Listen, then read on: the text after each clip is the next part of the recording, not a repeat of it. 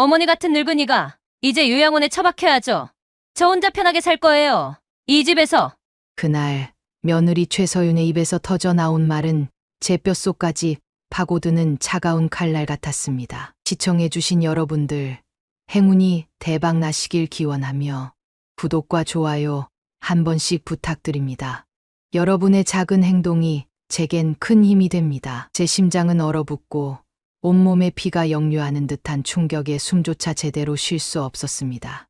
불과 몇 달 전 제 평생 모은 재산을 다 내어주고 아들 내외의 새 보금자리를 마련해준 저에게 그녀는 비열한 미소를 지으며 제 존재 자체를 부정했습니다. 며느리의 눈빛은 마치 투명한 얼음 같았고 그 안에 담긴 냉기는 저를 깊은 나락으로 밀어넣는 듯했습니다. 그 순간 제 심장만이 미친 듯이 쿵 울려 퍼졌습니다. 안녕하세요. 제 이름은 한영자입니다. 72회를 살아오면서 이토록 잔인한 말을 듣게 될 줄은 꿈에도 몰랐습니다. 평생을 성실하게 살아왔고 자식들을 위해 모든 것을 희생했다고 자부했는데 돌아온 것은 배신과 유기라는 참담한 현실뿐이었습니다. 지금 이 이야기를 풀어놓는 제 손은 여전히 떨리고 가슴 속에는 차마 말로 다할 수 없는 울분과 서러움이 가득합니다. 이 이야기가 여러분에게는 그저 막장 드라마 속 한 장면일지 모르지만 제게는 피눈물 나는 생생한 현실입니다. 부디 제 사연을 통해 가족의 의미와 인간적인 도리에 대해 한 번쯤 깊이 생각해보는 계기가 되기를 바랍니다. 제 이야기에 공감하신다면 따뜻한 댓글 부탁드립니다. 제 남편이 세상을 등진 지 벌써 3년째입니다.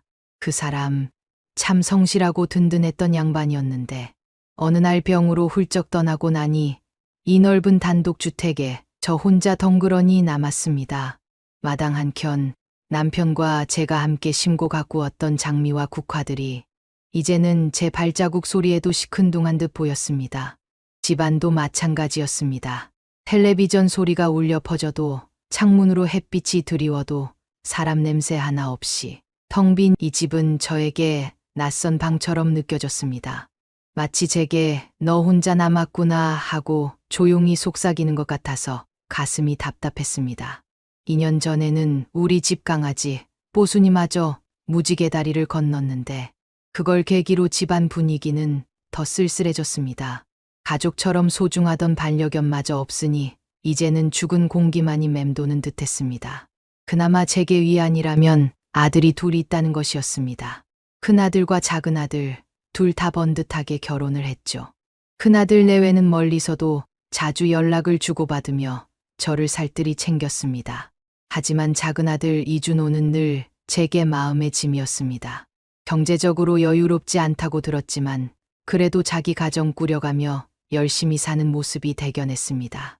작은 며느리 최서윤은 전업주부라던데 이제 손주 이아준이도 하나 낳아 키우며 산다니 집안이 시끌벅적하겠지 생각했습니다. 그렇지만 나이가 들수록 느끼는 건 자식이 둘이라 해서 외로움이 사라지진 않는다는 것이었습니다.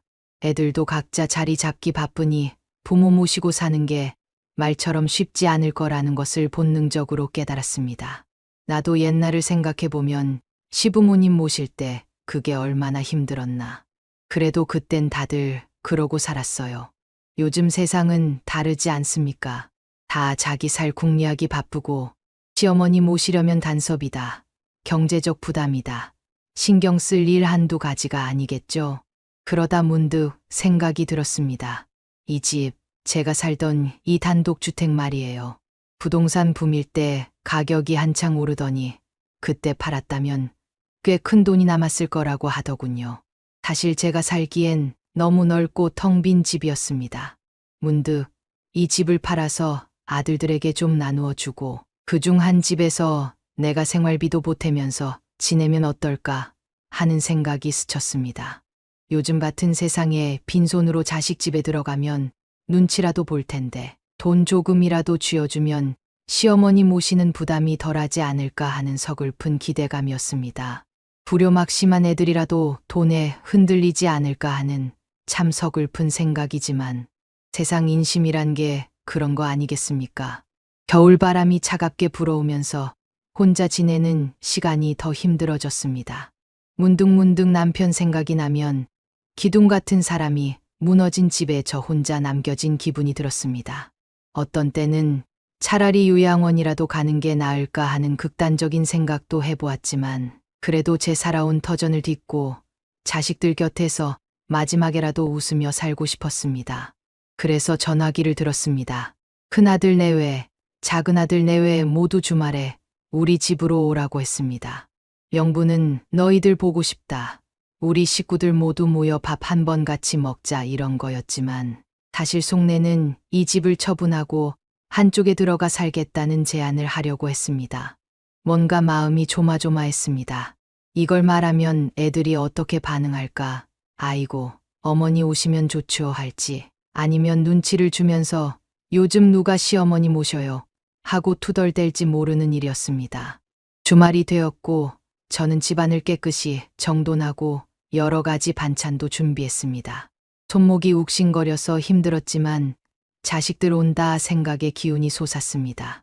상을 차리고 기다리는데 현관문 열리는 소리가 어찌나 반갑던지 큰아들 내외는 멀리서 왔음에도 불구하고 환한 얼굴로 들어섰습니다. 큰아들은 깔끔한 정장 차림으로 큰며느리는 늘 빛나던 그 웃음으로 어머님 안녕하세요. 라며 살갑게 인사했습니다. 작은아들 이준호는 좀 편한 복장이었지만 스웨터 하나 걸치고 들어오며 엄마! 하고 반갑게 불렀습니다. 작은 며느리 최서윤은 손주 이하준이와 함께 들어오는데 이하준이가 벌써 초등학생이라니 세월 참 빠르다 싶었습니다. 할머니, 안녕하세요. 하는 꼬맹이 목소리에 제 입가에는 미소가 절로 번졌습니다. 식탁에 둘러앉아 한 상 가득 차린 음식을 보며 아들 내외가 역시 어머니 손맛은 최고네요. 하는데 그런 말 한마디면 제가 고생한 보람이 있었죠. 그러다 밥 먹다가 슬쩍 말을 꺼내봤습니다.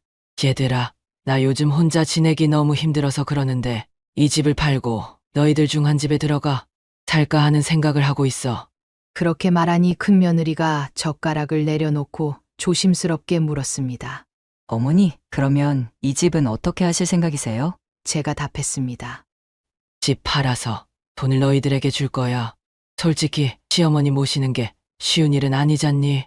그냥 빈손으로 들어가면 너희만 고생시킬 것 같아서 말이야. 그 말을 듣고 큰아들과 큰며느리는 서로 눈짓하며 생각하더니 이내 고개를 끄덕였습니다. 딱히 반대는 안 하는 듯 했습니다. 근데 그때 작은 며느리 최서윤이 중간에 끼어들며 말했습니다. 어머니, 큰아주버님 댁은 둘 다 직장 다니고 애들도 다 컸으니 낮에는 어머니 혼자 계시게 되잖아요.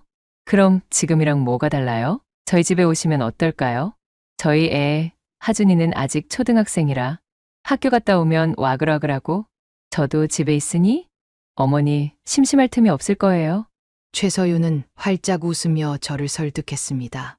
그러니 큰아들 댁보다 작은아들 댁이 더 활기찰 것 같았죠. 그래서 조금 망설이다가 그러면 내가 작은 아들 댁으로 들어갈게. 하고 결정을 내렸습니다. 그 말에 큰아들이 살짝 아쉬워하는 기색이 보였지만 당장의 결정이 나쁜 건 아니었습니다. 작은아들 이준호네는 전세 살고 있었는데 제가 집 한 돈 일부를 주면 넓은 평수 아파트로 옮겨 편히 지낼 수 있으니 서로에게 이득이라고 생각했습니다. 그때 작은아들 이준호가 흐뭇한 표정으로 말했습니다. 엄마, 잘하셨어요. 저희랑 살면 손주 재롱도 보고 날마다 어머니랑 대화도 나누고 얼마나 좋겠어요. 작은 며느리 최서윤도 따라 웃으며 어머니 저희 집에 오시면 제가 잘 모실게요. 하길래 그때만 해도 역시 핏줄은 속일 수 없구나 하고 마음 든든했습니다. 그렇게 다들 식사를 마치고 차도 한 잔씩 마시며 대략적인 일정까지 잡았습니다. 집을 처분하고 돈을 정리한 뒤 작은아들 내외와 함께 아파트를 알아보기로 했습니다. 제가 마음먹은 대로 일은 착착 진행되었습니다. 집을 부동산에 내놓았더니 생각보다 손쉽게 팔렸습니다. 이제 넓은 아파트 하나 잡아서 편히 살아라. 속으로는 이제 내가 같이 지낼 테니 좁은 데서 부딪히며 살기보단 널찍한 데서 서로 편안히 지내면 좋지 않겠냐. 싶었습니다. 작은 아들 내외도 고마워하며 곧바로 집 알아보러 뛰어다녔고 얼마 안 있어 넓은 평수 아파트를 구했습니다. 이삿날이 다가오니 마음이 참 복잡했습니다. 남편과 한평생 정들었던 제 단독주택을 떠나야 하니까요. 마당 한 귀퉁이에 낡은 호미 하나, 문갑 서랍 안에 남편이 생전에 쓰던 은장도 하나.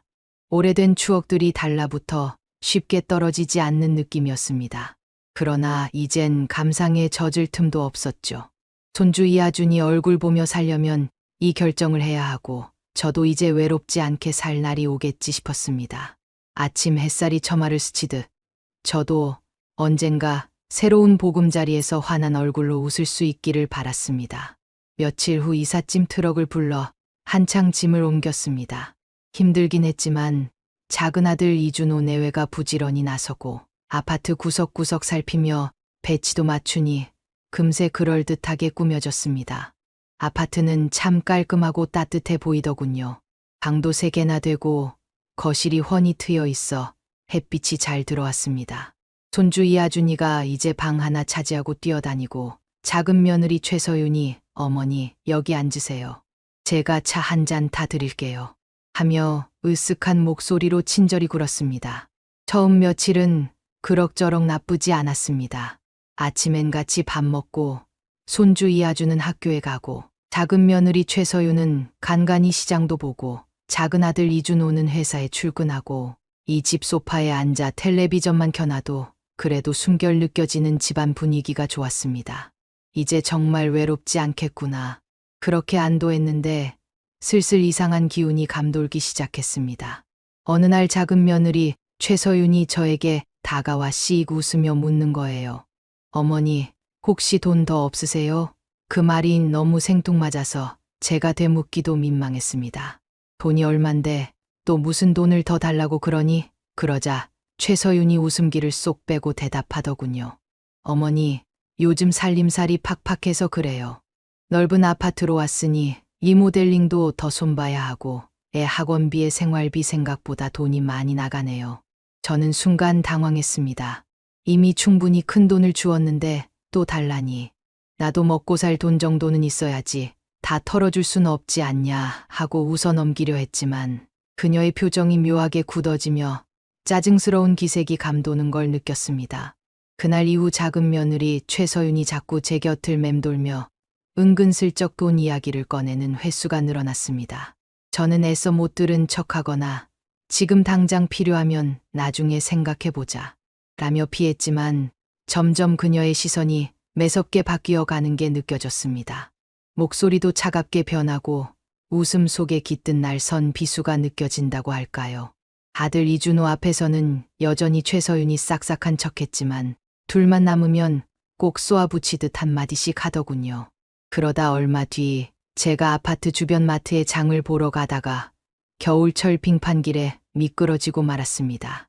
세월 앞에 장사 없다고 뼈가 약해졌는지 팔이 뚝 하고 부러져서 깁스를 하고 돌아왔지 뭡니까. 병원에서 진료를 받고 돌아오니 작은 며느리 최서윤이 저를 보자마자 깊은 한숨을 내쉬며 말했습니다.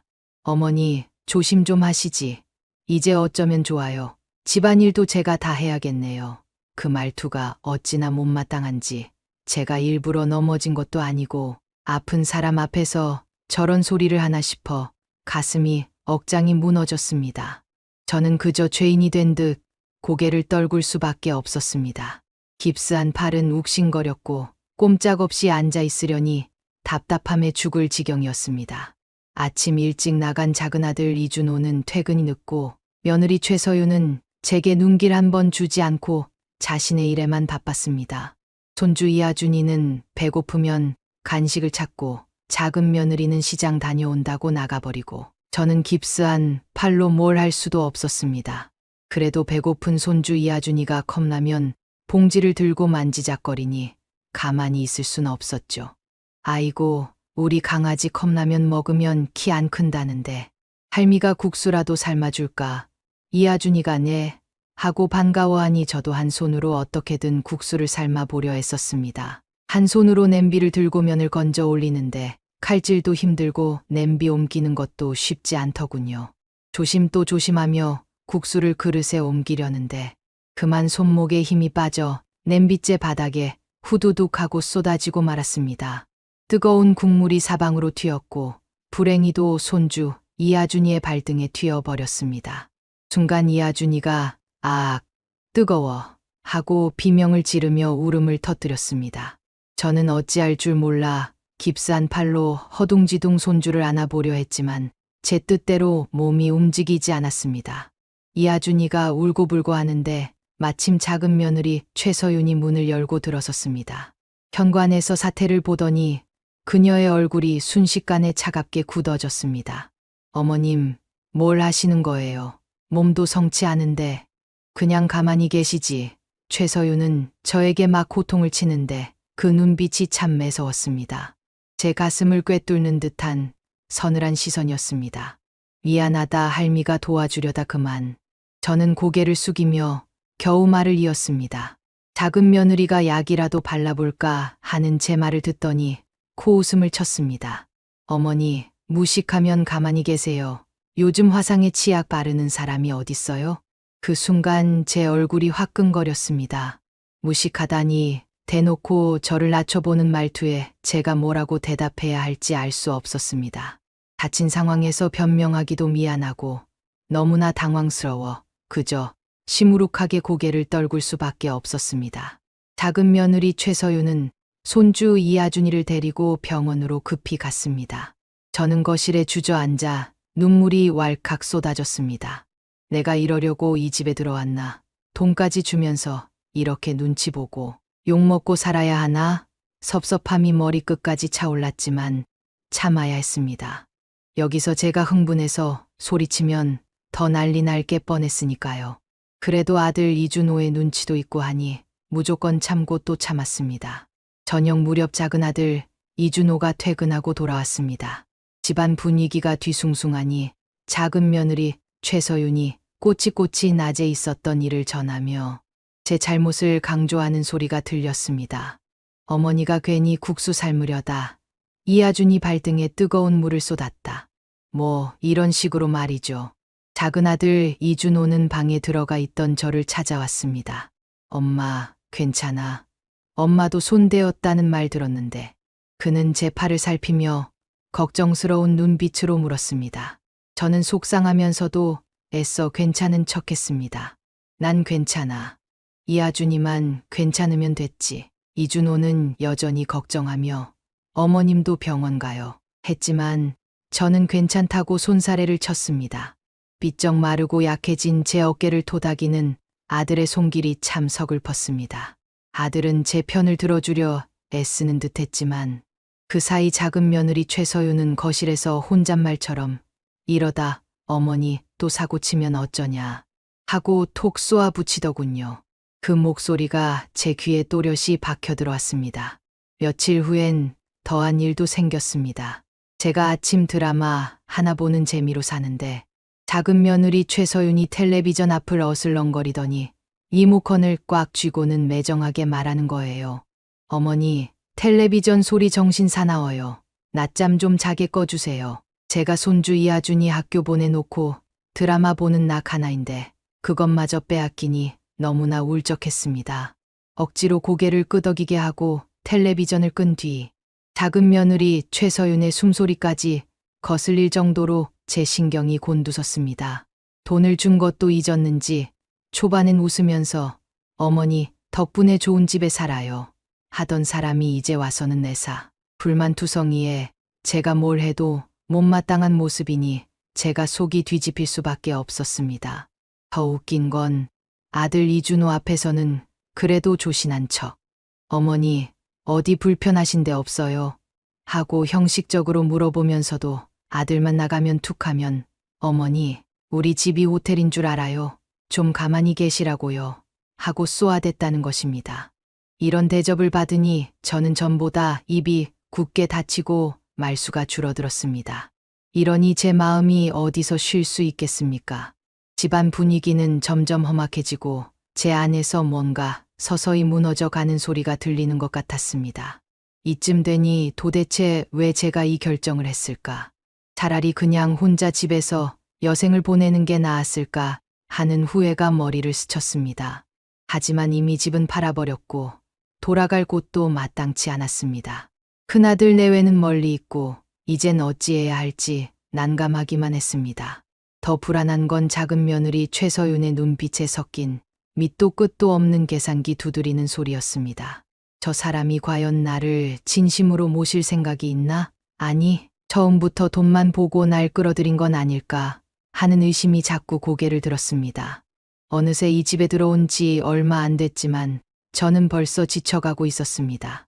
팔 깁스 풀리는 날이 빨리 왔으면 좋겠다고 간절히 바랐습니다. 팔이 성하면 조금이라도 제가 손발 놀려 집안일을 돕거나 이하준이 밥이라도 제대로 챙기면 며느리 눈초리가 덜하겠지 싶기도 했습니다. 하지만 그런다고 과연 상황이 나아질까요? 이미 막장으로 치닫는 분위기, 어디서 멈출 수 있을지 의문이었습니다. 이렇게 조용히 마음 앓으며 하루하루를 넘기고 있었습니다. 이게 과연 끝에서 어떤 모습으로 터질지 저도 불안해 죽겠습니다. 다 다음 단계로 넘어갈 땐 또 무슨 일들이 벌어질지 이 노인의 가슴을 더 후벼 파지 않을까 두렵지만 어쩔 수 없죠. 이제 막장 드라마가 제대로 시작되는 걸지도 모르겠네요. 그날 이후로 집안 돌아가는 꼴이 점점 불안해졌습니다. 며느리 최서윤이 저를 대하는 태도가 갈수록 차가워지고 왠지 모를 속셈이 있는 듯한 눈빛을 자꾸 보내더군요. 발에 깁스를 하고 누워있던 어느 날 마음 한구석이 자꾸 불안해서 거실 쪽 소리에 귀를 기울였습니다. 방문이 닫혀 있어 희미하게만 들렸는데 뭔가 심상치 않은 대화가 오가는 듯했습니다. 저는 조용히 방문을 살짝 열어봤습니다. 며느리가 저를 투명인간 보듯 대하기에 혹시 제 이야기를 하는지 궁금했거든요. 거실에서는 작은 며느리 최서윤이 손가락을 만지작거리며 낮은 목소리로 아들 이준호에게 뭔가 간청하는 듯했습니다. 처음엔 잘 안 들렸는데 의자 끄는 소리, 헛기침 소리 같은 자음을 피해가며 귀를 쫑긋 세웠습니다. 여보, 솔직히 말해서 어머니 지금 우리 집에 계시는 거 너무 힘들어요. 며느리가 떨리는 목소리로 말문을 열더니 이어서 자신의 불만을 쏟아내기 시작했습니다. 우리 아파트 넓어진 건 좋지만 어머니 때문에 신경 쓸 일이 너무 많아요. 팔에 깁스해서 집안일도 못 도와주시고 제가 밤낮으로 챙겨야 하잖아요. 제 가슴이 철렁 내려앉았습니다. 들키면 안 된다는 생각에 더 숨을 죽였습니다. 아들 이준호는 당황한 듯 헛기침을 하며 대답했습니다. 그렇다고 어머니한테 그럴 순 없지. 지금 팔 다치신 지 얼마나 됐다고. 팔 나으면 다 괜찮아질 거 아니야? 큰아들이었으면 벌써 화를 냈겠지만 작은아들 이준호는 차분히 대응하는 편이라 상황을 더 지켜봐야 했습니다. 하지만 며느리 최서윤은 물러서지 않았습니다. 여보, 나 솔직히 이 상황 너무 스트레스 받아요. 이하준이도 다쳤잖아. 어머니는 자꾸 실수하시는 데다 하루 종일 텔레비전 드라마를 틀어놓으셔서 정신없고 이거 계속 가면 나 정말 신경병 날 것 같아. 며느리가 투덜대자 아들 이준호가 길게 한숨을 쉬는 소리가 들렸습니다. 그리고 최서윤은 목소리를 낮추며 결정적인 말을 꺼냈습니다. 여보, 차라리 어머니 요양원에 모시는 게 어때요? 그 말에 제 머리가 아찔해졌습니다. 요양원이라니 이런 말을 하려고 빙빙 돌린 거였구나. 저는 심장이 덜컥 내려앉는 것을 참으며 더 조용히 귀를 기울였습니다. 아들 이준호는 그 말에 버럭 화를 냈습니다. 뭐라고? 지금 제정신이야. 어머니가 아직 건강하시고 팔만 나으면 문제 없을 텐데. 무슨 요양원이야. 내가 이런 말 할 줄 몰랐어. 진짜. 우리 엄마야. 내 입장에선 남의 일처럼 들리겠지만 나한텐 소중한 어머니라고. 그 순간 제 가슴 속에 답답했던 덩어리가 조금 풀리는 기분이었어요. 그래도 내 아들은 내 편을 들어주는구나. 더 눈물이 핑 돌았습니다. 며느리 최서윤은 말문이 막혔는지 조용해졌습니다. 이준호는 계속 몰아붙였습니다. 어머니가 무슨 죄가 있다고. 지금 요양원 타령이야. 팔만 나으면 문제 없을 거고 돈도 그만큼 받았으면 당연히 모실 생각을 해야지. 문틈으로 살짝 엿보니 작은 며느리 최서윤의 얼굴이 잔뜩 굳어 있었습니다. 눈동자가 흔들리며 복잡한 감정이 스치는 듯했죠. 아들은 계속 몰아붙였습니다. 내가 원해서 넓은 아파트로 오고 어머니 모시면 집이 활기찰 거라며 떠들었던 거잖아. 그런데 이제 와서 어머니를 짐처럼 대하다니 정말 실망이다. 잠시 정적이 흘렀습니다. 며느리 최서윤은 아무 말 못하고 숨만 몰아쉬고 아들 이준호는 이마를 짚으며 고개를 절레절레 흔들고 있었습니다. 저도 긴장한 나머지 들키면 어쩌나 싶어 조용히 문에서 떨어졌습니다. 그래도 아들이 제 편이라는 사실이 확인돼서 다행이라 생각하며 불안한 마음을 조금이나마 달랬습니다. 그날 밤 아들 이준호가 제 방으로 들어왔습니다. 문을 열고 들어서는 아들 얼굴에 미안함이 가득했습니다. 엄마, 밖에 좀 소란이 있었는데 혹시 들으셨어요? 저는 들은 내색 않고 무슨 일이 있었니? 라고 물으니 아들이 주저하다가 그냥 며느리가 좀 불편하다고 투덜댔어요. 신경 쓰지 마세요. 제가 잘 조정할게요. 하더군요. 거짓말처럼 보였지만 제 불안을 줄이고 싶어 하는 마음이 보여 그냥 고개를 끄덕였습니다. 이준호는 깊은 한숨을 쉬며 엄마, 너무 마음 상해하지 마세요. 팔 나으시면 예전처럼 잘하실 수 있을 거예요. 이아준이한테 너무 미안해 마세요. 애도 다 잊었으니까요. 하고 토닥여 주었습니다. 고맙긴 했지만 며느리 최서윤의 마음이 돌변한 걸 아들 이준호가 막아낼 수 있을지 걱정되었습니다. 그래도 아들이 제 편이니 마음을 붙잡고 기다려보기로 했습니다. 그 후 며칠 동안도 집안 분위기는 참 묘했습니다. 며느리 최서윤은 아들 이준호 앞에서는 별말 없이 순한 척했지만 아들이 없으면 저를 피하고 어머니, 괜찮으세요? 같은 형식적인 말만 툭 던졌습니다. 차라리 대놓고 불만을 털어놓으면 속이라도 시원할 텐데 이젠 아들에게 들켰으니 제 앞에서 더 조심하는 척하는 것 같았습니다. 그 조심이 곧 저를 향한 불신과 냉대라는 것을 느끼는 건 어렵지 않았습니다. 마치 유리벽 하나를 사이에 둔 것처럼 그녀의 마음은 제게서 멀어져 가는 듯했습니다. 어느 날 며느리 최서윤이 대낮에 외출한다고 나갔습니다. 원래라면 어머니 점심 알아서 드세요 하고 나갔을 텐데 오늘은 웃는 낯으로 어머니, 저 잠깐 나가는데 필요하신 거 있으세요? 하고 물었습니다.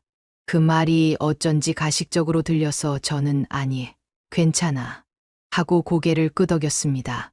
그녀가 문을 닫고 나가는 순간 아들에게 딱 걸린 뒤 어그러진 계획을 다시 짜러 나가는 건 아닐까 하는 불길한 예감이 스쳤습니다. 며칠 뒤 아들 이준호가 퇴근하고 돌아왔을 때 며느리 최서윤이 밝게 웃으며 여보, 어머님 오늘 잘 계셨어요. 저녁도 미리 준비했어요. 하더군요. 이준호가 눈썹을 살짝 찡그리기는 했지만 별말 안 했습니다. 둘이 언쟁했던 일이 없었던 것처럼 시치미를 떼고 웃고 있는 며느리 모습에 오히려 제가 더 소름이 끼쳤습니다. 사람 마음이 이렇게 쉽게 가면을 바꿀 수 있나 싶었습니다. 그날 밤 누워서 생각해 봤습니다. 내가 여기 계속 머무를 수 있을까? 며느리가 다시 아들에게 요양원 얘기를 꺼내면 아들이 또 막아줄 수 있을까? 큰아들은 해외 파견 근무로 몇 년간 못 오니 의지할 곳도 없고 이 집안에서 제 미래가 너무 불안했습니다. 조금만 더 약해지거나 실수하면 며느리는 다시 기회를 엿봐 아들에게 요양원을 강요할지 모른다고 생각하니 가슴이 답답했습니다. 그러다 아들도 어쩔 수 없게 되면 난 정말 그리로 내쳐지는 걸까? 가뜩이나 깁스한 팔이 쑤시는데 마음까지 일이 어두워지니 이러다 병이라도 나겠다 싶었습니다. 처음 합가할 땐 그저 설렘과 소소한 갈등 정도로 생각했는데 이젠 진짜 막장 싸움이 벌어질 분위기였습니다. 앞으로 무슨 일이 벌어질지 알 수 없으니 그저 내일을 기다리랄게요. 그날 아들 이준호는 야근이라 집에 늦는다 했고 손주 이아주는 학원에 가서 집 안에 저와 작은 며느리 최서윤 단둘만 남았습니다. 며칠 전부터 작은 며느리가 자꾸 어머니 이번에 근교로 나가서 바람도 쐬고 맛있는 것도 먹으며 기분 전환하실래요? 하고 제안하기에 처음엔 뜬금없다 싶었지만 혹시 마음을 돌렸나 하는 순진한 생각도 잠깐 했죠. 얼른 팔이 낫기도 했고 마냥 집안에만 있는 것보다 가족과 바깥 나들이 하는 게 나쁘지 않다 싶었습니다. 물론 지난 일들을 생각하면 마음 한켠 찜찜함이 떠나지 않았지만 그래도 이 나이에 더 이상 의심하고 싶지 않았습니다. 오후쯤 작은 며느리 최서윤이 제 방으로 들어와 씩 웃으며 말했습니다. 어머니, 다 준비됐죠? 가방은 제가 챙겼고 차에도 먹을 것과 담요 준비했어요. 이제 떠나요. 그 웃음에 미묘한 긴장감이 서려 있었지만 저는 그래 가보자 하고 마지못해 일어섰습니다. 설마 또 무슨 나쁜 짓을 할까 싶어도 별 수 있나. 아들도 없는 집에서 그녀 말에 따르는 수밖에 없었습니다. 집을 나서자 작은 며느리가 서둘러 차 문을 열어주며 어머니, 여기 타세요. 제가 편하게 모실게요. 하고 인위적인 웃음을 흘리더군요. 차가 출발하자마자 묘하게 외곽으로 빠져나가는 느낌이었습니다. 점점 익숙한 동네를 벗어나 인적이 드문 한적한 길로 들어서니 불길한 생각이 고개를 쳤습니다. 며느라, 우리가 어디로 가는 거냐? 근교 관광지라더니 이 길은 생소하지 않으냐? 하고 물었지만 며느리는 라디오 볼륨만 올리며 어머니, 그냥 믿고 따라오세요. 하고 얼버무릴 뿐이었습니다. 제 심장은 불안감으로 점점 더 세게 뛰기 시작했습니다. 무엇인가 잘못되었음을 직감했지만 깁스한 팔과 노쇠한 몸으로 할 수 있는 것은 아무것도 없었습니다. 한참을 달려 도착한 곳은 영문도 모를 낯선 건물 앞이었습니다. 차창 밖을 보니 요양원이라는 간판이 희미하게 보이는 거예요. 그 순간 제 심장이 쿵 하고 내려앉았습니다. 며느리 최서윤을 향해 소리쳤습니다. 며느라, 설마 여기 요양원인 거냐? 그러자 그녀가 낯빛을 싹 바꾸며 비아냥대듯 웃었습니다. 어머니, 여행이라 했지요. 여기서 편히 쉬세요. 이제 제 역할은 끝났어요. 저는 경악하며 울부짖었습니다. 내가 감히, 내가 너희에게 집 한 동까지 다 줬는데 이게 할 짓이냐. 그러자 며느리 최서윤이 코웃음치며 대답했습니다. 돈 다 써버렸고요. 더 이상 어머니는 짐일 뿐이에요. 우리 집에서 눈치만 주고 사고치는 노인네를 왜 모셔요. 여기 좋다니 잘 지내세요. 그녀는 차 문을 열고 저를 차 밖으로 밀쳐내듯 내리게 했습니다.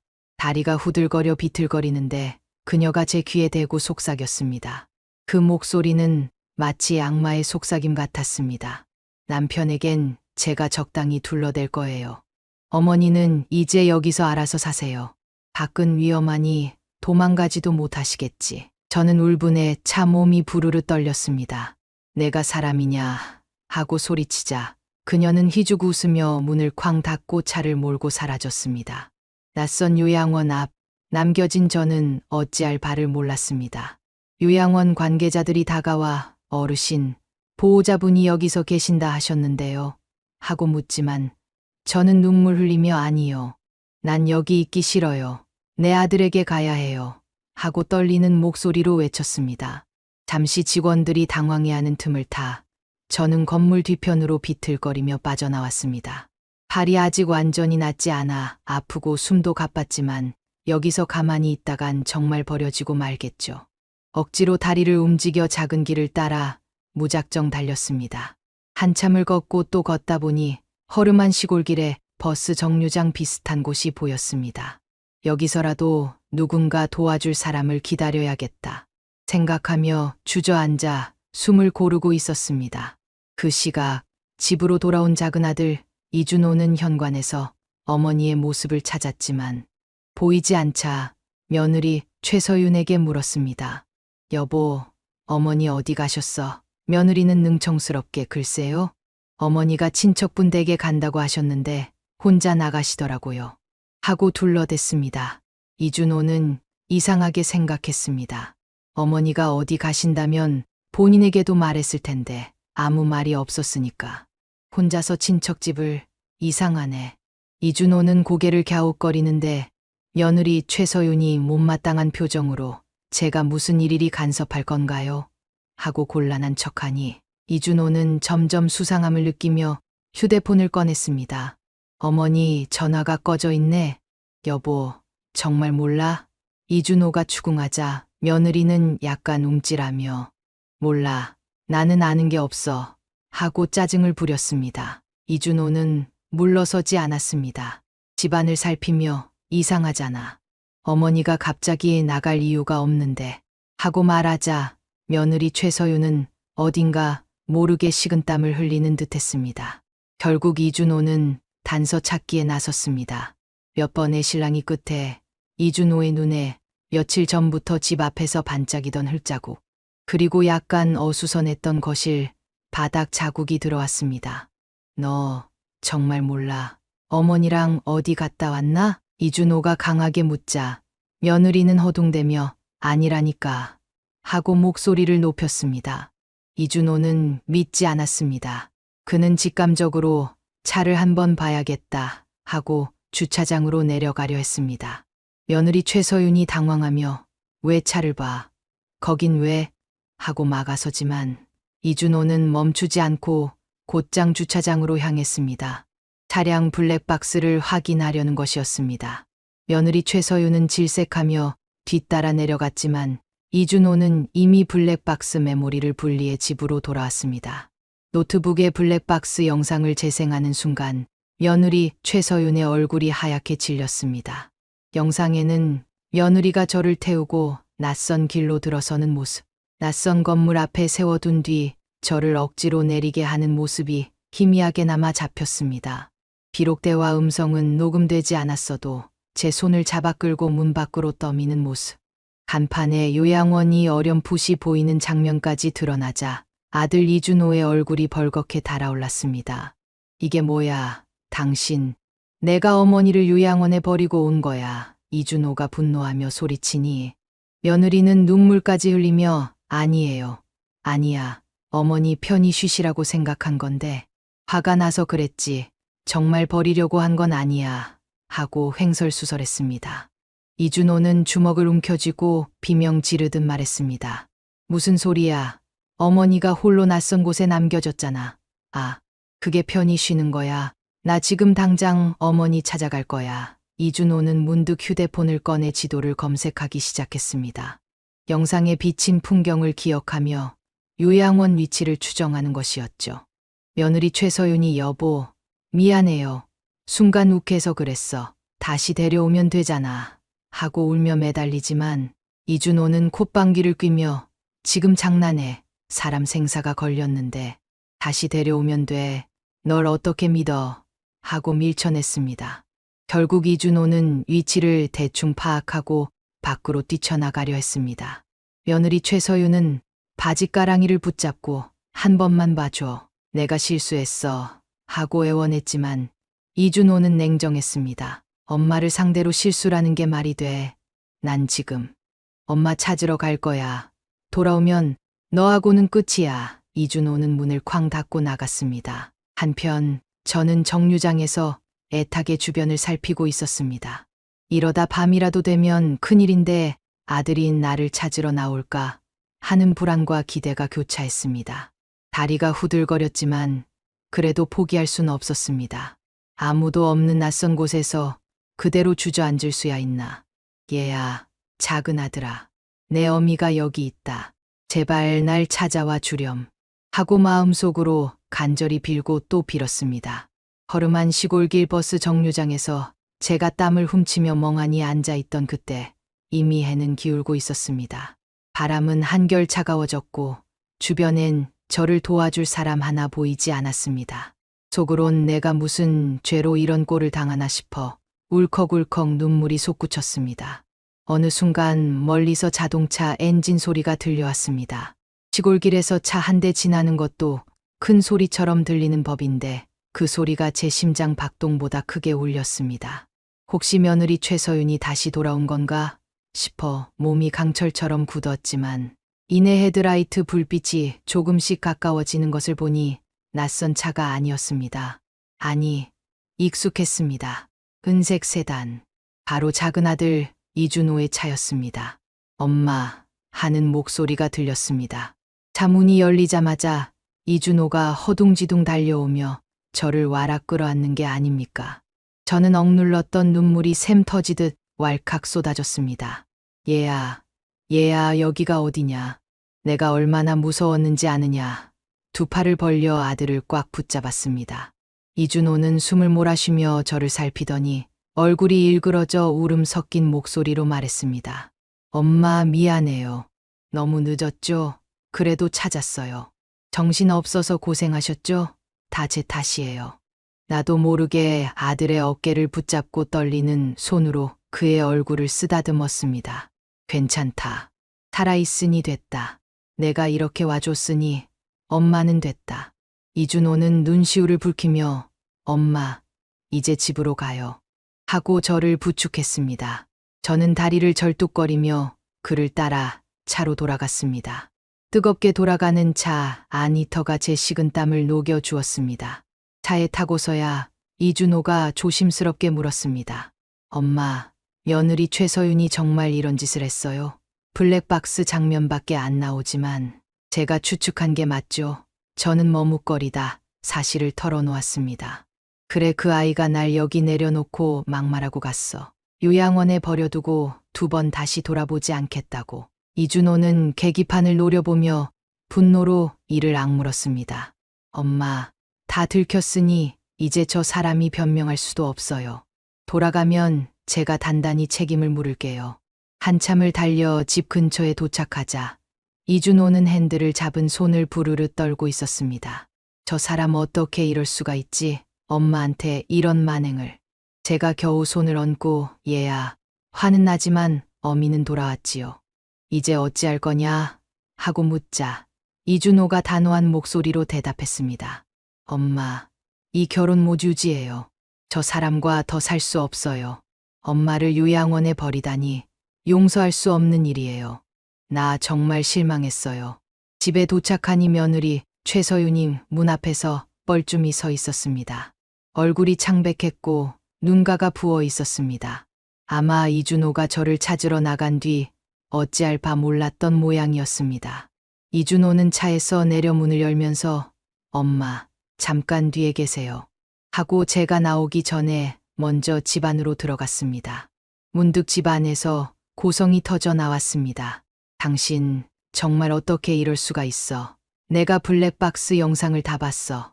어머니가 어떤 분인데 너 같은 사람한테 이런 취급을 받아야 해. 며느리 최서윤이 흐느끼며 잘못했어요. 순간적으로 화가 나서 그랬어. 다시 데려오려고 했는데 하고 구차한 변명을 늘어놓았습니다. 이준호의 목소리는 더더욱 거칠어졌습니다. 내가 그 말을 믿을 것 같아. 화나면 사람을 요양원에 버리고 오는 게 정상이라고 생각해. 못된 짓이야. 그들이 실랑이 하는 동안 저는 천천히 집 안으로 들어갔습니다. 제 모습을 본 며느리 최서윤이 고개를 떨구며 어머니, 죄송해요. 제가 정신이 어떻게 됐었나 봐요. 다시는 안 그럴게요. 제발 용서해 주세요. 하고 바짓가랑이라도 붙잡을 기세였습니다. 하지만 저는 얼어붙은 눈을 뜨고 말했습니다. 늙은 어미가 무슨 죄가 있다고. 내가 날 낯선 곳에 버리고 막말을 퍼부을 때 이미 끝난 거다. 사람으로서 할 짓이 있고 안 할 짓이 있지. 돈 다 받고 이제 와서 들통나니 사죄하는 거냐. 며느리는 울먹거리며 잘못했어요. 정말 잘못했어요. 했지만 저는 한숨을 쉬며 이젠 믿을 수가 없다. 하고 고개를 저었습니다. 아들 이준호가 며느리를 노려보며 말했습니다. 나도 이건 도저히 용서 못해. 엄마가 없었다면 난 벌써 폭발했을 거야. 이제 그만하자. 우리 이혼하자. 제가 인생 걸고 믿었던 사람인데 이렇게 배신할 줄 몰랐다며 그는 결단을 내렸습니다. 며느리 최서윤이 펄쩍 뛰며 아니야. 여보, 한 번만 기회를 줘. 하고 매달렸지만 이준호는 고개를 돌렸습니다. 내가 할 말 없어.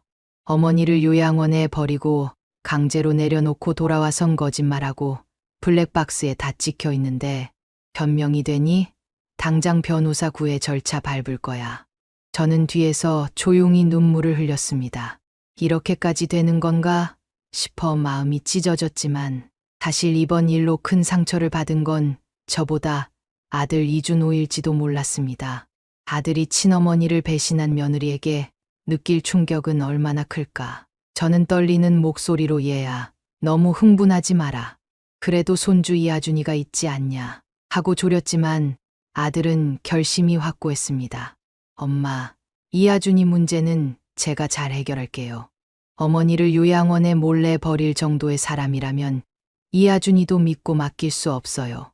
며느리 최서윤은 기가 막힌 듯 주저앉아 울었지만 그 눈물은 이미 믿음을 잃어버린 뒤였고 아무 소용이 없었습니다. 그날 밤 저는 아들 이준호와 함께 거실에 앉아 차가운 정적에 잠겼습니다. 이준호는 침통한 표정으로 엄마, 제가 엄마한테 한 약속 지킬게요.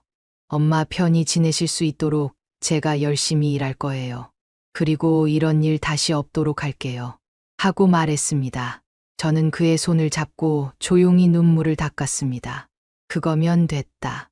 내가 돌아와서 너와 다시 마주볼 수 있으니 그걸로 족하다. 며칠 뒤 이준호는 변호사를 만나 이혼 수속을 논의했고 며느리 최서윤은 흐릿한 그림자처럼 집에서 나갔습니다. 이하준이 문제도 나중에 법정에서 논하게 될 터였지만 일단은 당장 가장 큰 독이 사라진 셈이었습니다. 저는 이준호와 단둘이 남은 집안에서 다시금 마음을 다잡았습니다. 비록 상처는 컸지만 살아남았습니다. 그리고 아들과의 결속이 오히려 더 단단해졌다는 걸 느꼈습니다. 새로운 시작이었습니다. 이제 더는 돈 때문에 휘둘리지 않고 진심으로 저를 아껴주는 아들 곁에서 조금씩 상처를 아물게 할 시간이었습니다. 아들도 마찬가지였을 것입니다. 며느리의 배신으로 인한 상처가 깊었지만 그 상처를 치유해가며 언젠가 다시 좋은 날을 맞이하겠지. 저는 아침 햇살을 바라보며 살짝 미소 지었습니다. 모든 막장이 끝난 뒤 찾아온 고요함 속에서 남은 건 진심이었습니다. 이준호가 제 곁에서 손을 꼭 잡으며 엄마, 이제 걱정 말아요. 하고 다짐할 때 제 마음속에 조용한 평화가 찾아왔습니다. 시청자분들은 어떻게 보셨나요? 이 막장 같은 상황에서 가족의 의미, 신뢰의 깨짐과 회복에 대해 깊이 생각해 보게 됩니다. 여러분은 이런 상황이라면 어떤 선택을 하셨을까요? 댓글로 여러분의 생각을 나눠주세요. 이 긴 사연을 끝까지 들어주셔서 정말 감사합니다. 다음번에도 따뜻하고 공감 가는 이야기로 여러분을 찾아뵙겠습니다.